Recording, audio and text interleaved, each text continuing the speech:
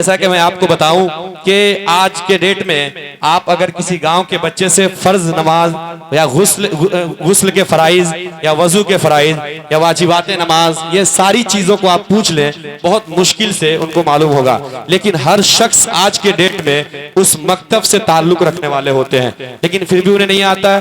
फिर इसको हमने जब देखा तो सिर्फ ये मालूम चला कि न मेरे मकतब का कोई निसाब है, न मेरे मकतब का कोई कानून है, न मेरे मकतब कोई भी मतलब सही तौर से हम उसे संभाल पा रहे हैं। तो मैं जहां तक मैं देखा कि इस मकतब को दुरुस्त करने के लिए ये इनामी मुकाबला का प्रोग्राम रखना बहुत जरूरी है। इसलिए जरूरी है कि इन बच्चों को, आज आप इंजीनियर क्यों बनते हैं? क्योंकि उसमें पैसा है। आप डॉक्टर क्यों बनते हैं? क्योंकि उसमें पैसा है।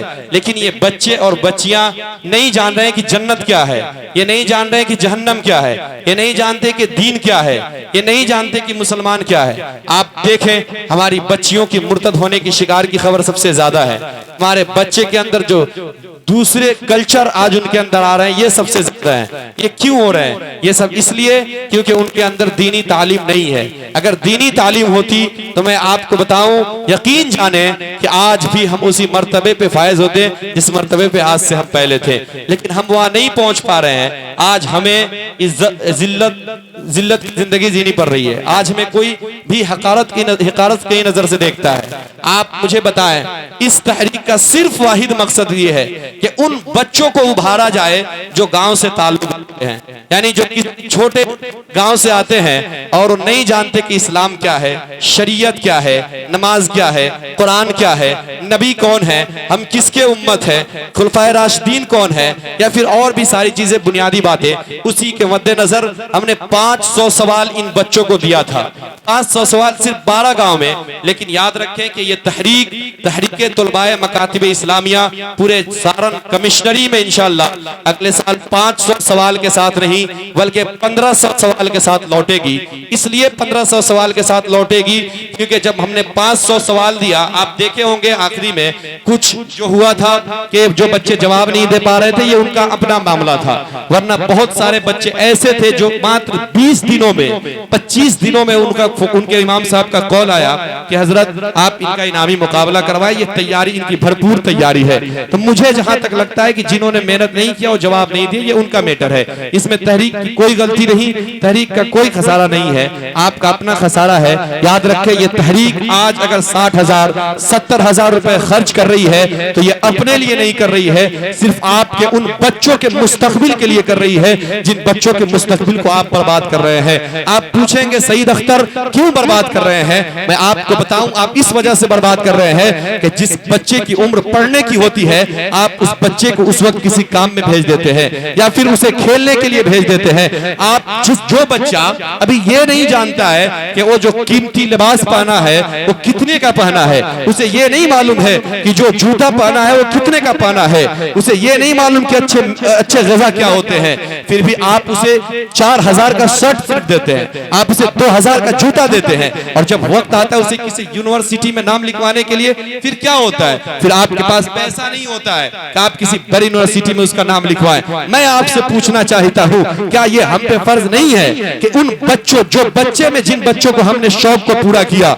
जब किसी बड़े यूनिवर्सिटी तक पहुंचे तो हम उनको पैसा दे। याद रखें, एक बच्चे को आप करोड़ों की प्रॉपर्टी दे दें, अगर आपने उसे तालीम नहीं दिया है तो एक दिन उस सारी प्रॉपर्टी को खत्म करने के बाद एक दिन वो जमीन पे आ जाएगा।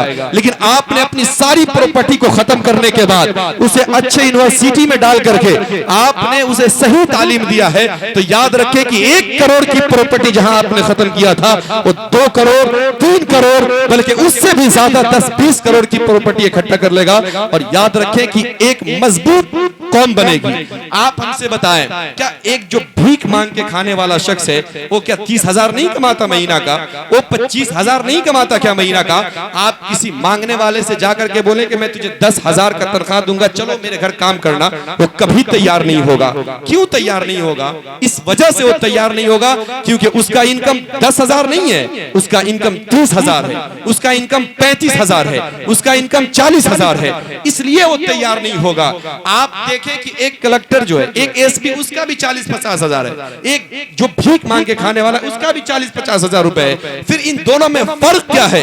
फर्क ये है कि उसे लोग लात मार के देते हैं, और जो अफसर होता है या जो औहदे का मालिक होता है या फिर किसी मर्तबे पे फायज होता है, उसे लोग लात मार के नहीं बल्कि सल्यूट ठोक के दिया करते हैं, सलाम ठोक के दिया करते हैं, उसके आगे हाथ बांध के दिया करते हैं। इसलिए मैं अपने बच्चों से गुजारिश करूंगा, बच्चों अपनी जिंदगी को बर्बाद मत करो, उन गलत जगहों पे जाकर के या इधर उधर की बातें करके मत जाओ उस जगह पे। आप स्कूल का रुख देखें, आपकी सरकारी स्कूल की तालीम क्या है। अगर गौर किया जाए साहिब, तो मैं चैलेंज देकर के कह रहा हूं कि आज के डेट में 100% में से 70% ऐसे सरकारी स्कूल हैं जिसकी तालीम दुरुस्त नहीं है। मैं अभी से कुछ दिनों पहले हाजीपुर के बगल में एक गांव में था, वहां पे 25 बच्चे जाते हैं पढ़ने के लिए। वहां पे मालूम उस्ताद कितने?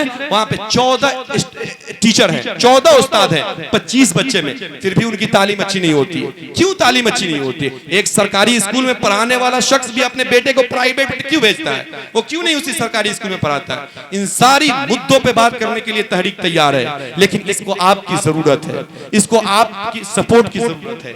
ये तहरीक अकेले कभी आगे नहीं बढ़ सकती है जब तक आप इसे सपोर्ट नहीं करेंगे। और याद रखें कि इस तहरीक का वाहिद मकसद ये है कि इन बच्चों के अंदर तालीम की बेदारी, इन बच्चों के अंदर तालीम ज्यादा से ज्यादा दी जाए, और ये बच्चे कल होकर, ऐसा नहीं है कि ये बच्चे हमारे मुफ्ती बने, वरना फिर मदरसे से ये करके हमारे उलमा इकराम उस पे अच्छे मदारिस चल रहे हैं। आप जाएं दारुल उलूम रहमानिया तैय्या नगरा छपरा बिहार, जो कि आज पूरे हिंदुस्तान में अपने सिक्के को चला रहा है, आज अपने पूरे बलबूते से आज पूरे हिंदुस्तान में जहां भी शागिर्द खोजे रहमानिया तैय्या का आपको बच्चा मिलेगा। हम लोग खुद उस मदरसे के स्टूडेंट हैं, और हम शुक्रगुजार हैं अपने उन उस्ताद का जिन्होंने हमारी तहरीक के इस प्रोग्राम में आकर के हमें इज्जत बख्शी, वरना फिर आज कौन इतना वक्त देता है 2-3 घंटा। लेकिन मैं बहुत शुक्रगुजार हूँ। और भी बहुत सारे मदारिस हैं आपके गाँव में, मखदूमिया मदरसा है, तो इन सारी चीजों को देखने के लिए उलमा इकराम है, मुफ्तियाने इज़ाम हैं। लेकिन ये बच्चे क्या ये IAS बनेंगे तो कौम क्या दीन के बारे में नहीं जान सकते क्या? अगर डॉक्टर बन गए और दीन के बारे में नहीं जानेंगे, फिर ये लूटने वाले डॉक्टर बनेंगे। लेकिन अगर डॉक्टर बने और दीन के बारे में भी जानते हैं, तो याद रखें कि फिर वो एक अच्छे डॉक्टर और कौम की खिदमत करने वाले बनेंगे। अगर यही बच्चा इंजीनियर बन जाए, आप मुझे बताएं कि आपके कौम की कितनी यूनिवर्सिटियां हैं? आपके छपरा में कई यूनिवर्सिटियां हैं, कई प्रोफेसर हैं, कई लेक्चरर हैं, कितने इंजीनियर हैं अच्छे, कितने अच्छे डॉक्टर हैं? आपको खोजिएगा, बहुत मुश्किल से 10-15 मिल जाएंगे। तो ये चीजें सोचने की जरूरत है, इन बच्चों को उभारने की जरूरत है। हमारे कौम का हर बच्चा अगर चाहे, तो मैं चैलेंज देकर कह रहा हूं कि वो भी IAS बन सकता है, वो भी प्रोफेसर बन सकता है, वो भी एक अच्छे ओहदे पर फायज हो सकता है। लेकिन जरूरत यह है कि इनके अंदर एक बेदारी आए, इनके अंदर एक हौसला आए। मैं चैलेंज देकर के कह रहा हूं कि जब इनको इन इनामात से नवाजा जाएगा, तो याद रखें कि कल होके जब हम 1500 सवाल के साथ लौटेंगे, तो यही जो ग्रुप आपके सामने आएगी, वो बल्कि इस तरह से नहीं और ज्यादा उभर करके आएगी, क्योंकि इनको मालूम ही नहीं कि इनाम क्या होता है। आपको मैं इनाम का बता दूं, जैसा कि पहला इनाम मलकुल उलमा अवार्ड, जो कि पहला मलकुल उलमा है ना, मलकुल उलमा अवार्ड पहला, जो कि 5000 रुपए में तकसीम किया गया है। 2500 का 2 इनाम, यानी एक बच्चे के लिए एक बच्ची के लिए। दूसरा इनाम नेमतुल उलमा अवार्ड, जो कि 3000 रुपए 1500 पे उसको डिवाइड किया गया है। तीसरा इनाम कायदे अहले सुन्नत, जो कि 2000 रुपए पे डिवाइड किया गया 1000 करके। और जो बच्चे नहीं आ सके हैं, उनके लिए भी इनामात का मुकम्मल इंतजाम रखा गया है। लेकिन मैं मुअद्दिबाना गुजारिश करूंगा आपसे कि याद रखें, इस तहरीक से जुड़े। ये तहरीक आपके लिए, आपके बच्चों के लिए बनाई गई है। आप अगर इस तहरीक से जुड़ते हैं, आप इस तहरीक से जुड़ें और अपने बच्चे को ज्यादा से ज्यादा तालीम देने की कोशिश करें। इंशाअल्लाह अज़ीज़ हमारे अरकान जो हैं वो आपके गांव के मस्जिदों में जाएंगे और इमाम साहब से बात करेंगे। हो सकता है कि हम एक निसाब लागू कर 3 साला निसाब और सालाना एग्जाम करके हम उसे देंगे। इंशाअल्लाह आप इसे देखेंगे और भी हम उभर के सामने आएंगे। लेकिन जरूरत है कि आप सपोर्ट करें इसका। याद रखें, इस तहरीक को सियासत से या किसी चीज से कोई ताल्लुक नहीं है। याद रखें, अगर हम आज इसमें हैं, आज अगर हम दीन का काम कर रहे हैं तो इसमें मौजूद हैं। कल अगर हम दीन से हटते हैं तो इन पूरे जिम्मेदारान उलमा इकराम के सामने मैं कह रहा हूं कि इनकी पूरी जिम्मेदारी है कि मुझे इस तहरीक से निकाल करके बाहर फेंक दे। कोई जरूरत नहीं है इस तहरीक में जो दीन का काम नहीं कर सकता है, मुझे कोई ये नहीं है। मैं खुद हटने के लिए तैयार हूं अगर मैं वक्त नहीं दे पाता या फिर दीन का काम नहीं कर पाता हूं तो। इस तहरीक को आप आगे बढ़ाएं, इंशाअल्लाह उल अजीज ये तहरीक उभर के सामने आएगी और हर साल तालीमी इनामी मुकाबला आपके बच्चों के मुस्तकबिल के लिए कराएगी। आप के सामने